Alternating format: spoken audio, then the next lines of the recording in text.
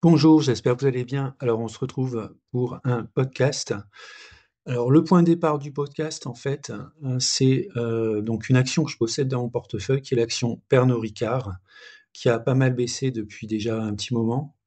Et si je regarde sur les droites de régression, elle est à moins 4 écarts type. Alors, c'est quelque chose qui arrive très rarement à une action, d'être à moins 4 écarts type. Généralement, les cours, à peu près 99% des cours, évoluent entre moins 3 et plus 3 écarts type. Et là, on est à moins 4. Donc, je me suis dit, peut-être qu'il se passe quelque chose sur l'action Pernod Ricard.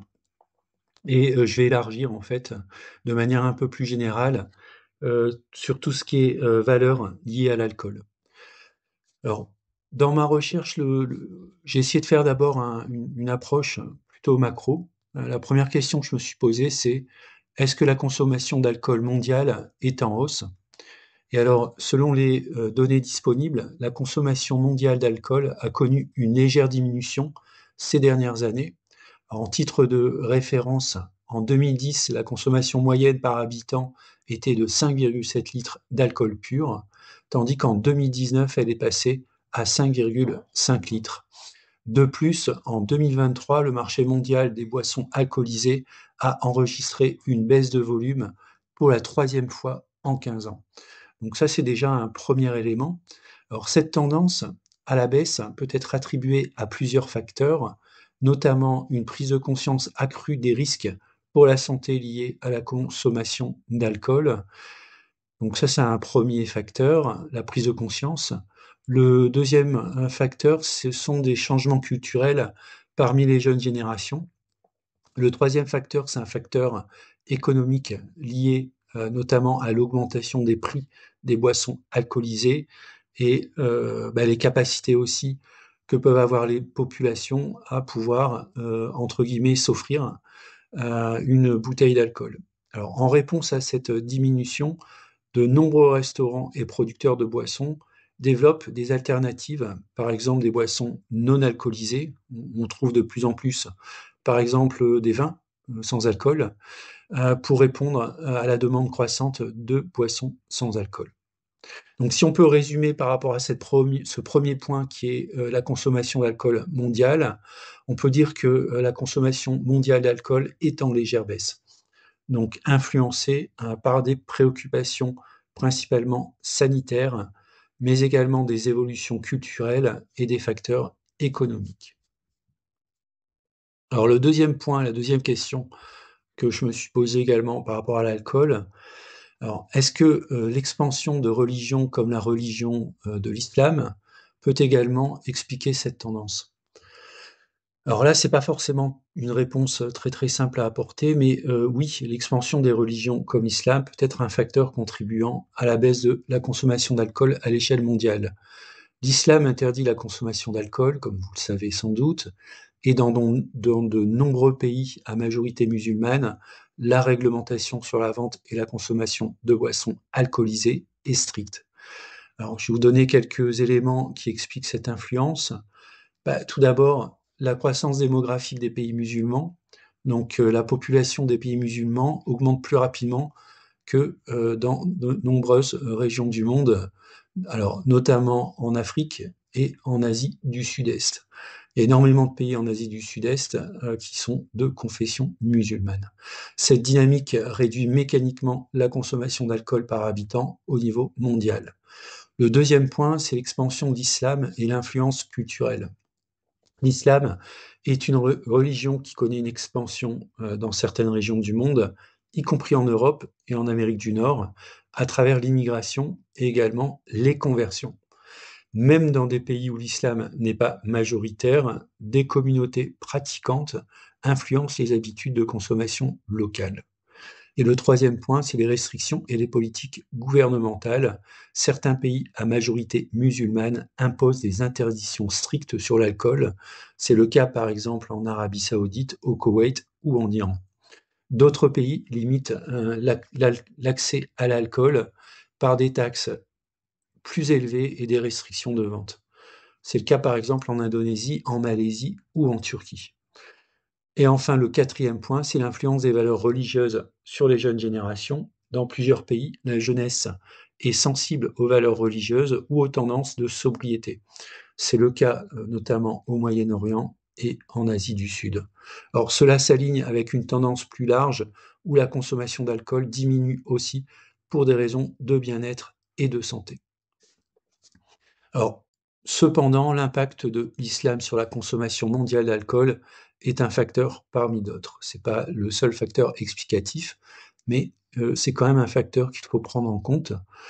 Bien sûr, les autres facteurs, c'est notamment la montée des boissons sans alcool, les préoccupations de santé publique et les évolutions culturelles dans les sociétés occidentales.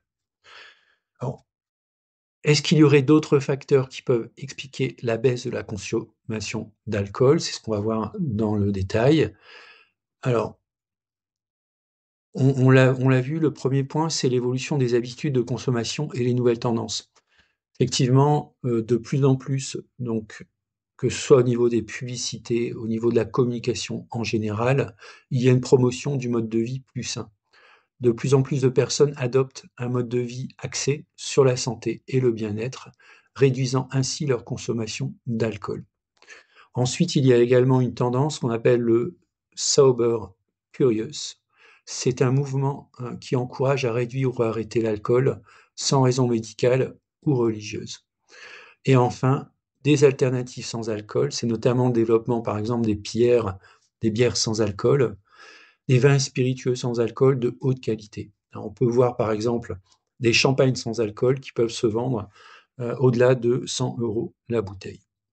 Le deuxième point, qui me semble un point quand même assez important, c'est la sensibilisation aux risques pour la santé. Alors effectivement, ça fait quand même un petit moment qu'il y a des campagnes contre l'alcool. On se souvient bien de la campagne « Un verre ça va, 3 verres bonjour les dégâts ». Donc bon, c'est clair qu'il y a des effets négatifs de l'alcool sur la santé. Toutes les études montrent un lien entre consommation d'alcool et maladies, par exemple les cancers, les maladies du foie ou les troubles cardiovasculaires. Les campagnes de prévention, on en a parlé, donc tout ce qui est messages gouvernementaux et les initiatives comme le Dry January, pour tous ceux qui ont la gueule de bois le 1er janvier. Donc il y a une campagne, le Dry January, qui consiste à ne pas boire une seule goutte d'alcool pendant un mois dans l'année, qui est le mois de janvier. Et enfin, un lien avec la santé mentale. Donc il y a une meilleure reconnaissance des effets négatifs de l'alcool sur l'anxiété et la dépression. Alors, même si le contexte économique, géopolitique n'est pas favorable, on nous parle de la guerre en continu sur toutes les chaînes, notamment mainstream, eh bien l'alcool est également donc a des effets très négatifs, notamment sur cette partie du moral. Le troisième point, c'est les régulations, les restrictions gouvernementales. Alors, donc les régulations, c'est tout ce qui concerne les hausses des taxes sur l'alcool. Il y a beaucoup de pays dans lesquels l'alcool devient de plus en plus cher. C'est le cas notamment en Scandinavie, au Canada et en Afrique du Sud. Il y a également des restrictions publicitaires, c'est-à-dire la limitation de la promotion des boissons alcoolisées, notamment sur les réseaux sociaux et dans le sport. Et enfin, des législations plus strictes sur la consommation, notamment des contrôles renforcés sur la vente aux mineurs ou alors la limitation des horaires de vente. Le quatrième point, c'est un facteur économique et de pouvoir d'achat. Effectivement, l'alcool, ça coûte cher. Même de l'alcool, on va dire de moindre qualité, a quand même un coût, notamment lié aux taxes. Alors, on peut voir moins d'alcool chez les jeunes, contrairement aux générations précédentes. Alors moi, j'ai 55 ans. Je me souviens notamment, les soirées étudiantes étaient quand même plutôt bien arrosées. Contrairement aux générations précédentes, donc les jeunes consomment moins d'alcool et sont plus conscients des risques. Il y a également un changement dans les loisirs. Alors, il y a beaucoup moins d'intérêt pour les bars et les clubs, ils sont moins fréquentés. Les jeunes privilégient plutôt les activités sans alcool, comme le sport, les jeux vidéo. Il y a énormément de jeunes et de moins jeunes qui jouent aux jeux vidéo. Alors, ça contribue d'une part avoir moins de rapports sociaux, mais le bon côté des choses, c'est qu'il y a également une consommation moindre d'alcool qui est liée à toute cette partie sociabilité. Et puis également les voyages. Donc les jeunes préfèrent consacrer leur argent au voyage plutôt qu'à des consommations immodérées d'alcool. Donc le facteur religieux et culturel, on en a parlé un peu plus tôt dans la vidéo. Donc la croissance des populations musulmanes et également les pratiques spirituelles et de bouddhisme. Alors certaines pratiques mettent en avant la sobriété et la pleine conscience. Donc, notamment pour ceux qui pratiquent l'introspection spirituelle, également le bouddhisme. Donc la pratique et la consommation d'alcool sont relativement proscrits. Alors, si on regarde maintenant du point de vue économique et notamment les barrières douanières qui ont été récemment instaurées sur les alcools, quel a été l'impact en fait de ces barrières douanières? Alors effectivement, donc les récentes tensions commerciales entre les États-Unis et l'Union européenne ont conduit à la mise en place ou à la menace de nouvelles barrières douanières sur les boissons alcoolisées. Et ça a un impact direct à la fois sur la psychologie de l'acheteur, mais également concrètement sur le commerce des boissons alcoolisées. Donc le premier point, c'est la menace des tarifs américains sur les vins et spiritueux européens. Donc en mars 2025, le président américain Donald Trump a menacé d'imposer une taxe de 200% sur les vins, les champagnes et autres spiritueux européens. Notamment la France avec les champagnes est directement guidée, en réponse au projet de l'Union européenne d'augmenter les taxes sur le whisky américain, le fameux Bourbon. Alors, la réaction de l'Union européenne, donc l'UE avait prévu également d'augmenter les droits de douane sur le whisky américain à 50%, donc en représailles des tarifs américains, notamment sur l'acier et l'aluminium européen. Donc à chaque fois que les États-Unis ou la Chine veut mettre un danger, on va dire, pour l'Europe, généralement, la mise en place des barrières douanières s'effectue un petit peu de manière systématique sur cette partie alcool. Donc, ça a été le cas notamment avec les véhicules électriques dans l'Union européenne, où la Chine a mis en place donc également des taxes sur l'alcool, ce qui a causé en partie la chute de Pernod Ricard et Rémy Cointreau. Et enfin, donc, l'impact sur les producteurs exportateurs, effectivement, tout ce qui est menaces tarifaires, on semé l'inquiétude parmi les producteurs européens de vins et de spiritueux. Alors, LVMH a pris les devants à la fin de l'année 2024 en exportant un maximum de stock sur le sol américain. Alors, les grosses sociétés comme LVMH peuvent le faire. Les plus petites sociétés, c'est beaucoup plus difficile puisque ça demande derrière à la fois de la logistique, également des frais qui vont être liés à l'entreposage de tout cet alcool au sein d'entrepôts qui peuvent être relativement importants. Alors, ce qu'il faut savoir, c'est que pour les producteurs exportateurs de vin, l'Amérique, le marché américain est estimé comme essentiel. Les distillateurs américains redoutent également une diminution de leur exportation vers l'Europe en cas de hausse des droits de douane. Donc tous ces développements illustrent la fragilité des relations commerciales transatlantiques et mesurent l'impact potentiel de tout ce qui est mesures protectionnistes sur l'industrie des boissons alcoolisées. Alors, je vais faire un petit focus maintenant sur les nouvelles tendances de consommation de boissons actuellement. Alors, ce qu'on peut voir, c'est que les tendances actuelles en matière de consommation de boissons reflètent une évolution significative des préférences des consommateurs.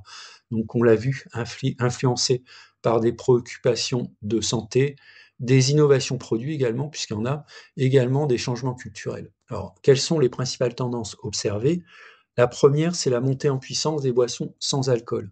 Une proportion croissante des consommateurs, notamment des jeunes adultes, se tournent vers des alternatives sans alcool. Alors en France, 52% des personnes souhaitent réduire leur consommation d'alcool. Ça, c'est plutôt un bon point. Et 16% ont déjà entamé cette démarche. Alors à titre personnel, j'ai pas encore goûté des vins sans alcool, j'ai goûté des bières sans alcool, hein. Bon, ça existe déjà depuis pas mal de temps. Bon, à titre personnel, je suis pas convaincu. Je préfère boire un jus de fruits plutôt qu'une bière sans alcool. Donc cette tendance se traduit par un engouement pour des boissons telles que des sodas légers, des bières sans alcool et ce qu'on va appeler des mocktails, c'est-à-dire des cocktails sans alcool. Le deuxième point, c'est la préférence pour des boissons naturelles et fonctionnelles. Là, on est plutôt dans alors je vais pas dire le boboïsme, mais un petit peu sur consommer des produits le plus naturels possible. Donc les consommateurs privilégient de plus en plus des boissons aux ingrédients naturels, sans additifs chimiques et offrant des bénéfices pour la santé. On va retrouver par exemple des produits enrichis en probiotiques, en antioxydants et vitamines, comme par exemple le kombucha et le kéfir. Alors, je consomme de temps en temps du kombucha, et puis on peut voir que ce type de boisson connaît une popularité qui est croissante. Le troisième point également, c'est la popularité croissante du café infusé à froid, ce qu'on va appeler le cold brew. Alors, ça, on va trouver ça par exemple dans des enseignes comme Starbucks. Donc c'est du café infusé à froid, donc c'est la signification du terme cold brew, qui gagne en popularité. Cette méthode consiste à infuser du café moulu dans de l'eau froide pendant plusieurs heures, produisant une boisson très caféinée, aux notes souvent sucrées et fruitées. Alors, j'ai jamais goûté de cold brew. Et enfin, le quatrième, les nouvelles tendances de consommation, ce sont les bières artisanales et les IPA qui sont souvent moins alcoolisées, qui font appel à beaucoup moins d'alcool que justement les boissons de type gin, vodka ou encore whisky. Donc les bières de type India Pale Ale, c'est-à-dire la domination IPA qu'on peut voir sur les bouteilles de bière, caractérisées par une amertume prononcée et des arômes houblonnés, sont de plus en plus prisées. Ce phénomène s'inscrit dans une tendance plus large en faveur des bières artisanales et des saveurs audacieuses. Généralement, les bières artisanales, elles sont également moins alcoolisées que des bières qu'on peut trouver, des bières de type, de production industrielle, qu'on peut trouver par exemple dans les surfaces, dans les grandes surfaces. Le cinquième point, c'est le développement des boissons énergisantes naturelles. Les boissons énergisantes évoluent pour répondre à la demande de produits plus sains et naturels. Les consommateurs cherchent des boissons formulées avec des ingrédients, par exemple à base de plantes, sans arôme ni colorant artificiels, offrant une énergie durable sans effet indésirable. Et enfin, alors là, ça peut intéresser effectivement nos producteurs de spiritueux, c'est les innovations dans les spiritueux sans alcool. On voit apparaître un segment de spiritueux sans alcool qui connaît une croissance notable avec des marques proposant des alternatives sophistiquées aux boissons alcoolisées traditionnelles. Cette tendance répond à une demande pour des produits premium sans alcool reflétant une quête de bien-être et de modération. Ces tendances illustrent une mutation des habitudes de consommation avec une attention accrue portée à la santé, à la naturalité et à la diversité des expériences gustatives. Alors, est-ce que des sociétés comme Pernod Ricard et Rémy Cointreau anticipent cette tendance? Alors, on va voir que Pernod Ricard et Rémy Cointreau, qui sont deux leaders mondiaux des spiritueux, ont adopté des stratégies distinctes face à la tendance croissante des boissons sans alcool. Alors, Pernod Ricard, par exemple, a été quand même précurseur des boissons sans alcool, notamment avec le lancement d'un Ricard sans alcool qui s'appelle Pacifique. Donc, c'est un anisé sans alcool dès 1982. Et puis, plus récemment, le groupe a élargi son portefeuille de boissons sans alcool en introduisant des produits tels que Cedars en 2021 et Beef Eater 0% d'alcool en 2024. Donc ces initiatives reflètent la volonté de Pernod Ricard de répondre à la demande croissante pour des alternatives sans alcool. De plus, le groupe a investi dans de nouvelles lignes de production, notamment à Thuir, dédiées aux spiritueux sans alcool, renforçant ainsi son engagement envers ce segment en expansion. En revanche, Rémy Cointreau n'a pas encore développé de produits sans alcool, puisque le groupe se concentre sur l'excellence de ses spiritueux traditionnels, donc le très haut de gamme, notamment sur les produits de type le Napoléon, par exemple. Donc, l'accent est plutôt mis côté Rémy Cointreau sur tout ce qui est stratégie de responsabilité sociétale et environnementale. Alors, elle appelle ça l'exception durable. Alors, cette démarche vise à réduire l'empreinte carbone du groupe et à promouvoir une consommation responsable, donc pas forcément en quantité, mais en qualité. Par ailleurs, la marque Cointreau encourage la création de cocktails alternatifs moins alcoolisés qui représentent actuellement 10% de ses recettes de cocktails avec un objectif de 20% d'ici 2025. Alors, maintenant si on regarde du point de vue investisseur, quelles sont les sociétés qui commercialisent des boissons sans alcool et qui sont cotées en bourse? Alors là, il faut plutôt aller chercher du côté américain. Donc la première compagnie, et qui est bien sûr très connue, c'est Coca-Cola. La deuxième, on va retrouver PepsiCo. Ensuite, on va retrouver Monster Beverage, donc qui est également spécialisé dans les boissons énergisantes. Monster Beverage est un acteur majeur du marché des boissons sans alcool. On va retrouver également National Beverage Corporation. Donc c'est une entreprise américaine, produit et commercialise des boissons gazeuses, des jus et des eaux aromatisées. Donc elle est cotée aux États-Unis. On va trouver également donc une société qui a fusionné avec une autre société, Keurig. C'est la société Dr Pepper. Alors, si vous avez été aux États-Unis, vous avez pu goûter des sodas de Dr Pepper. À titre personnel, j'ai goûté, j'ai pas trop apprécié. Et puis on va retrouver des sociétés un petit peu plus petites comme Fever Tree Drinks ou Britvic, par exemple, qui sont des sociétés européennes. Fever Tree Drinks plc est basée au Royaume-Uni. Elle est réputée pour ses mixeurs haut de gamme, tels que des tonics et les ginger beers. La société a récemment dépassé les attentes en matière de bénéfices annuels grâce à une demande croissante pour ses produits. Donc ça peut être une alternative, on va dire, aux sociétés d'alcool classiques, de miser sur ce type d'entreprise. La deuxième société, c'est Britvic plc. C'est un important producteur britannique de boissons sans alcool avec des marques telles que Tesser et Robinson ou Robinsons. L'entreprise est cotée à la bourse de Londres. Alors, parmi l'ensemble des entreprises de boissons sans alcool, quelle est la plus rentable? Eh bien, on va retrouver par exemple Coca-Cola, on va retrouver également Monster Beverage, par exemple. Alors, Coca-Cola se distingue par sa rentabilité. Par exemple, au quatrième trimestre 2024, Coca-Cola a enregistré un bénéfice net par action de 0,55 $, dépassant les prévisions.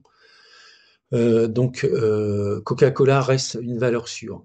Alors, quelle est la stratégie de Coca-Cola sur les nouvelles boissons? Alors, ce qu'il faut savoir, c'est que Coca-Cola, c'est pas uniquement du Coca, mais Coca-Cola adapte sa stratégie pour répondre aux nouvelles tendances de consommation en mettant l'accent sur l'innovation et la diversification des produits. Alors, les axes principaux de cette stratégie incluent tout d'abord, la réduction du sucre et la promotion des boissons sans sucre.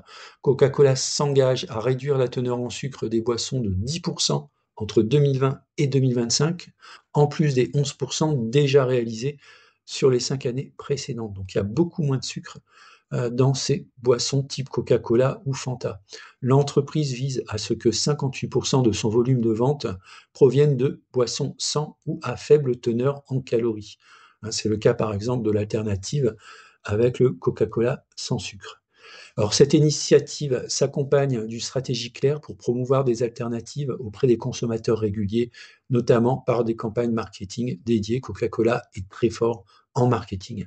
Le deuxième point, c'est le lancement de boissons pour Coca-Cola fonctionnelles et de bien-être.